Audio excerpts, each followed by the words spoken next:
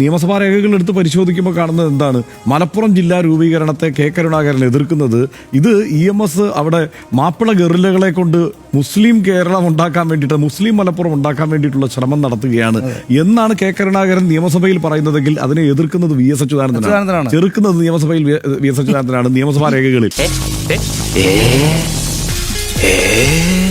ഇപ്പോൾ ഈ TV യിൽ ഇരുന്നിട്ട് പിന്നെ ഈ പറഞ്ഞ മുസ്ലിം വിരുദ്ധനാണ് VS എന്ന് പറയുകയും മുസ്ലിങ്ങൾക്ക് വേണ്ടിയിട്ട് കണ്ടോ ഓരോ വാക്കുകളെയും എടുത്തിട്ട് ഇത് മുസ്ലിം വിരുദ്ധമാണ് എന്ന് വ്യാഖ്യാനിക്കുകയും ചെയ്യുന്ന മനുഷ്യർ ജനിക്കുന്നതിന് മുമ്പ് ഇവിടെ മുസ്ലിം അടക്കമുള്ള ആളുകൾക്ക്, ഹിന്ദുക്കളടക്കമുള്ള ആളുകൾക്ക്, ഏതൊക്കെയോ വിശ്വാസങ്ങളിൽ നിൽക്കുന്ന ആളുകൾക്ക് വേണ്ടി പ്രവർത്തിച്ച ആളാണ് VS അച്യുതാനന്ദൻ. അതവർ മനസ്സിലാക്കേണ്ടതാണ്. അതായത്